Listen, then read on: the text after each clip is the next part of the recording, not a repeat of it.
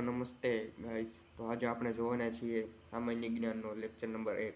તેમાં આપણે આજે ચર્ચા કરીશું રાજ્ય અને તેની રાજધાની. તો સૌપ્રથમ જોઈએ તો ઉત્તર પ્રદેશની રાજધાની છે લખનઉ, જેને નવાબોનું શહેર પણ કહેવામાં આવે છે. પછી મહારાષ્ટ્રની રાજધાની છે મુંબઈ. તેનાથી નીચે બિહારની રાજધાની છે પટના. પછી પશ્ચિમમાં જોઈએ તો પશ્ચિમ બંગાળની રાજધાની છે કોલકાતા. આંધ્રપ્રદેશની જોઈએ તો અમરાવતી છે, દક્ષિણમાં આવેલું છે. તેલંગાણાની રાજધાની હૈદરાબાદ. 2014માં છેલ્લે જોઈએ તો આંધ્રપ્રદેશમાંથી છૂટું પડીને તેલંગાણા નવું રાજ્ય બન્યું. મધ્યપ્રદેશની રાજધાની છે ભોપાલ. તમિલનાડુની રાજધાની છે ચેન્નઈ, જે બધાને ખબર છે. રાજસ્થાનની જયપુર. ગુજરાતનું પાડોશી રાજ્ય. પછી જોઈએ તો કર્ણાટકની રાજધાની છે બેંગલુરુ.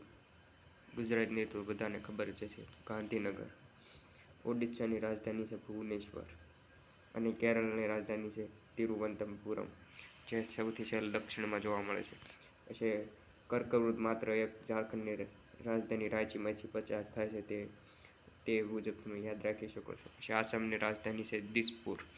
પંજાબ અને ચંદીગઢની બેયની પંજાબ અને હરિયાણાની બંનેની રાજધાની ચંદીગઢ છે. અને છત્તીસગઢની રાજધાની છે રાયપુર. અને ઉત્તરાખંડની રાજધાની છે દહેરાદૂન, જ્યાંથી ગંગા નદી નીકળે છે. અને હિમાચલ પ્રદેશની રાજધાની છે શિમલા. ત્યારબાદ જોઈએ તો ત્રિપુરા, જેની રાજધાની છે અગરતલા.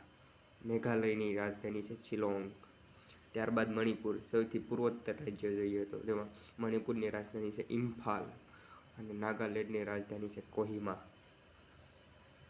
ત્યારબાદ ગોવાની જોઈએ તો ગોવાની રાજધાની છે પણજી.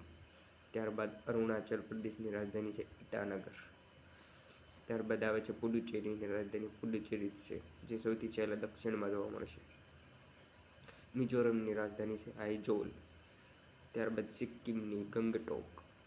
ચંદીગઢ તો ચંદીગઢ જ તે. અને દિલ્હી, જે આપણી રાજધાની ભારતની રાજધાની છે, તેમાં દિલ્હી જ છે. ત્યારબાદ જમ્મુ કાશ્મીરની રાજધાની છે શ્રીનગર. અને લદ્દાખની લેહ. અંદમાન નિકોબારની રાજધાની છે પોર્ટ બ્લેર.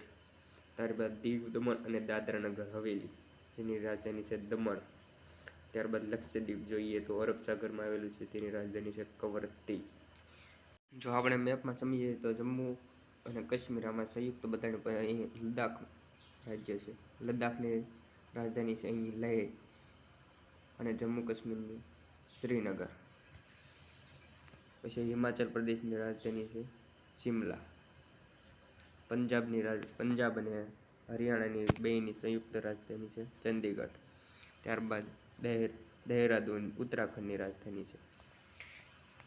ત્યારબાદ જોઈએ તો યુપી, ઉત્તર પ્રદેશની રાજધાની છે લખનઉ, કે જેને નવાબોનું શહેર કહેવામાં આવે છે.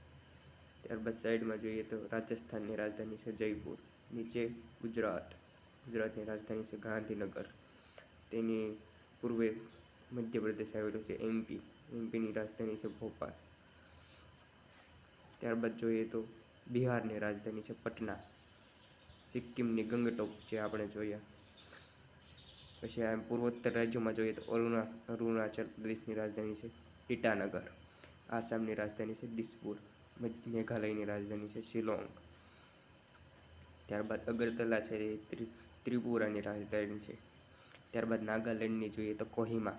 અને મણિપુરની ઇમ્ફાલ. ત્યારબાદ મિઝોરમની રાજધાની છે એઇઝાવલ અથવા તો આઇજોલ. ત્યારબાદ જોઈએ તો વેસ્ટ બંગાળની રાજધાની છે કોલકાતા, એટલે પશ્ચિમ બંગાળની રાજધાની. ઓડિશાની રાજધાની છે ભુવનેશ્વર. ત્યારબાદ જોઈએ તો ભુવનેશ્વરની પશ્ચિમે છે છત્તીસગઢની રાજધાની રાયપુર. ત્યારબાદ મહારાષ્ટ્રની રાજધાની છે મુંબઈ. ત્યારબાદ આંધ્રપ્રદેશની રાજધાની છે અમરાવતી. અને તેલંગાણાની રાજધાની છે હૈદરાબાદ. ત્યારબાદ નીચે જોઈએ તો કર્ણાટકની રાજધાની છે બેંગલુરુ. ત્યારબાદ ગોવાની રાજધાની છે પણજી. નીચે જોઈએ તો તમિલનાડુની રાજધાની છે ચેન્નઈ. અને કેરળની રાજધાની છે તિરુવનંતપુરમ. ત્યારબાદ નીચે જોઈએ તો હિન્દ મહાસાગરમાં આવેલા અંદમાન અને નિકોબાર ટાપુની રાજધાની છે પોર્ટ બ્લેર. ત્યારબાદ સાઈડમાં પશ્ચિમે જોઈએ તો અરબ સાગરમાં આવેલ લક્ષદ્વીપની રાજધાની છે કવરત્તી.